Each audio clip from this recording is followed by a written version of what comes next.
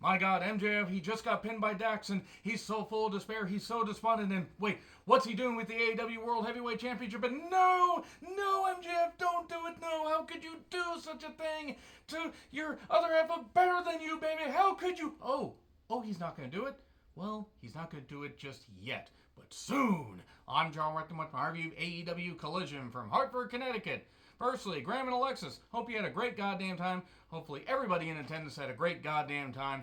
And even though there were only 6,000 people in an arena that holds about 16K, they made quite a bit of noise. They brought the noise, they brought the funk, and evidently, according to some people in attendance, there was quite a bit of funk. Shout out to any of the wrestling fans who wear deodorant, and fuck any of y'all that don't wear it. God damn it, just wash your goddamn asses, as the kids say. I don't think that's how they say that. Seriously, if you're not going to shower, not going to put on deodorant, you don't deserve to go to goddamn wrestling events or really any public events. Wash yourselves! So, anyway, this show, I didn't love everything on it, but it's just nice. The Collision is more of a digestible wrestling show, showing what the AEW roster can do when they present wrestling with, yes, a little bit of hoo-ha, and then women smashing each other in the hoo-ha, and then grabbing each other by the hoo-ha. A lot of hoo-ha talk on this for no goddamn reason. Let's just get away from the hoo-ha. And let's talk about the Saturday night main event style pre-tapes. Darby wants to pick a fight with somebody. And Malachi Black is saying, what the fuck? That was my gimmick. Anyway, that gets that. I love you guys. So, we have a ladder match with Buddy and Julia Hart in his corner against Andrade El Olio. It's a ladder match for Andrade's mask. They are fighting over a mask. They are fighting over shampoo. I will give them credit that they're trying to make the most sense of the, more silly parts of the House of Black. When the House of Black, actually, they're just, doing the kind of spooky entrance, but they don't do any of the black magic stuff. They're a lot easier to tolerate because they're a great looking trio. Julia looks great in their corner. And Andrade seems more motivated since coming back, but it's a ladder match. I've seen enough ladder matches. And I'm sorry, while they tried to make the most sense of this, and yes, they've tried to build this story well, was it a decent match? I guess, but I've seen so many ladder matches, and I just wrote down all these guys taking all these risks in a goddamn match that almost nobody's going to remember by Dynamite. I mean, that's just ridiculous. So the doctors check on Buddy during the break. At one point, Andrade, El Olio, hits a spear and smashes himself and Buddy into the ladder. Hurl yourself stupidly at the ladder. Good tactic there. Good tactic. There was one a friggin' sunset flip bomb that could have ended really, really badly. And then there was a handcuff spot that Andrade instantly got out of by getting the key and then cuffed Buddy. And then Julia had bolt cutters. This is getting really, really goddamn messy. Julia knows it's cuffing season. I don't think that's how that works, but I'm just going to roll with it because I'm 42 years old and white and weird. But Andrade is climbing up, and then suddenly Julia climbs up on his back. Yeah, no, you will not do that. I want your mask. Yeah. Why Julia is Skeletor, I don't know. But she ends up safely getting onto the other side and slaps him. Just gives him a volley, repeated strokes to the head, just stroking him off right there on top of the ladder. And then he shoves her into Buddy and into a table. And then Andrade gets his mask. Yeah. Ladders, hooray! So later on the show, Miro was being interviewed by Shivani, and then suddenly Aaron Solo attacked him. Miro is feuding with QTV. Why?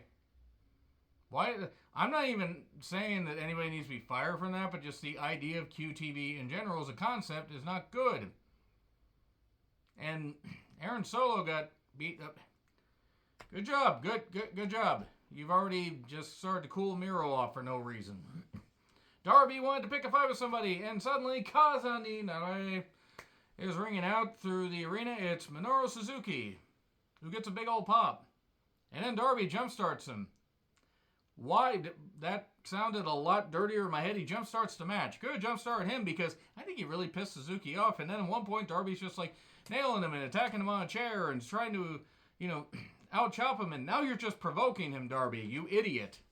So Darby crashes on a dive. Sure, chop Suzuki. Keep chopping him. It'll work, Darby. It'll work. It won't. It won't. You're going to die. But this was what it was. It wasn't a terrible match, and people got into it. I really think we're on the Minoru Suzuki retirement tour.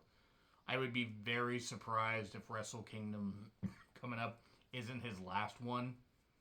If it's not, then he's definitely done by Wrestle Kingdom 2025.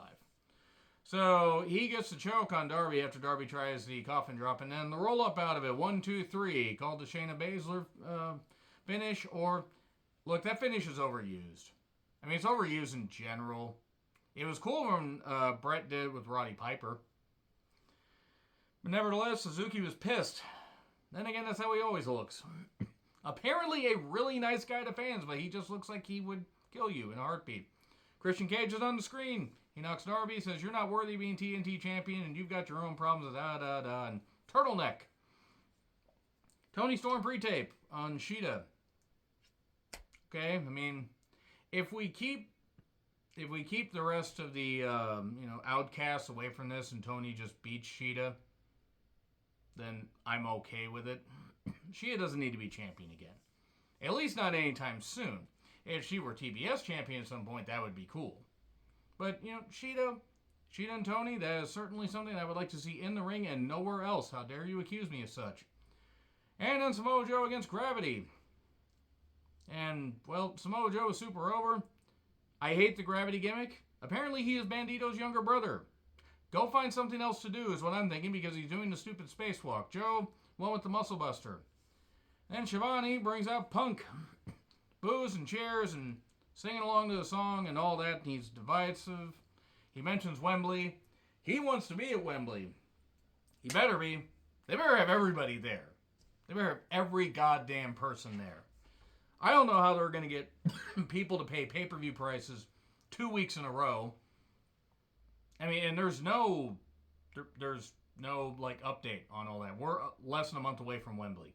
We have no update on how they're going to do this. If they do a package deal on it, and say you can get both for $60 or $70 and save a few things, I would be all for that. I would get that. Paying $50 a pop, I'll do it, but that's asking a lot.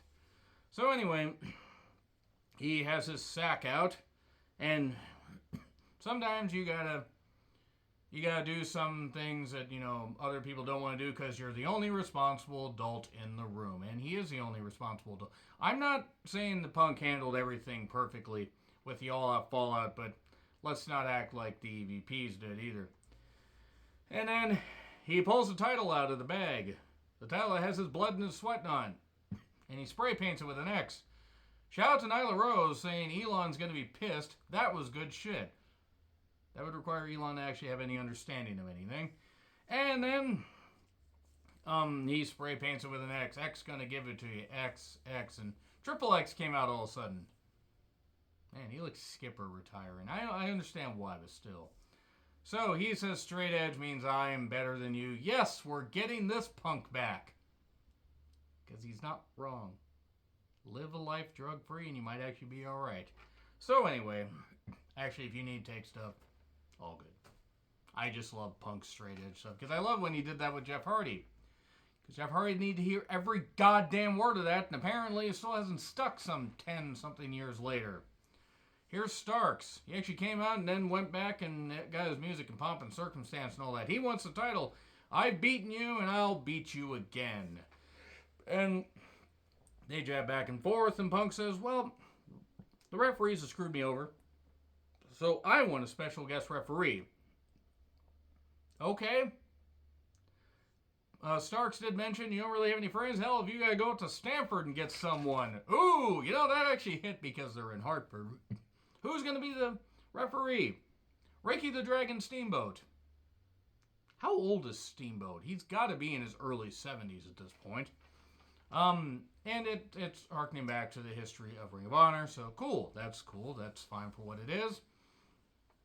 Good promo segment. And then the Juice Guns took on the Viking Man Cam because he mixes it with flips and a bunch of more flips. I'm tired. Action Andretti and Darius Martin. The match was fine. The Viking Man got beat up and then did some circus toss stuff, and then 310 to Yuma, 1, 2, 3. It wasn't a bad match. I mean, yes, he can do impressive stuff, but I don't. Whatever.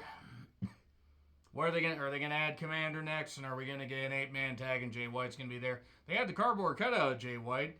I couldn't really tell the difference because the personality is about the same. Mercedes Martinez took on Kiera Hogan.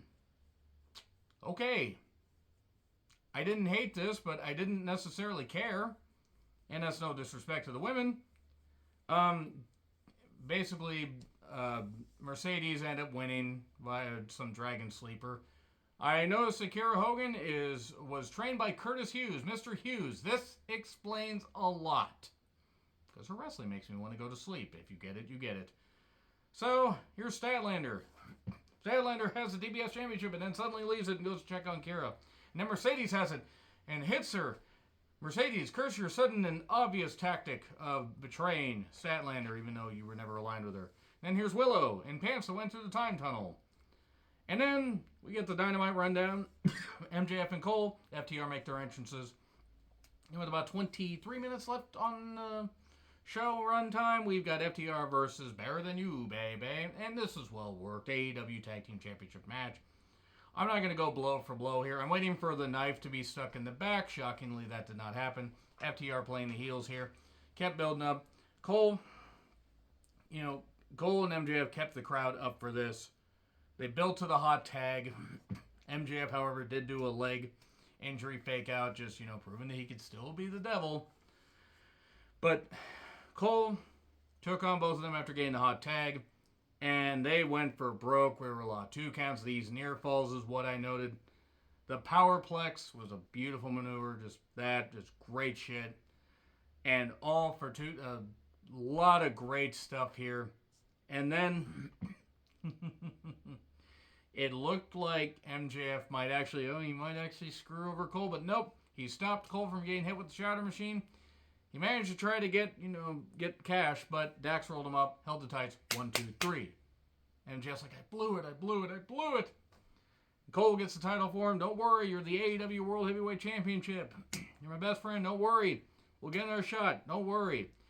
And MJF's conflicted because he wants to do it, and he doesn't want to do it, and the crowd's really telling him not to do it. Like, they're invested in this. And Cole's even like, do what you gotta do, Max. And then MJF tosses it to the side.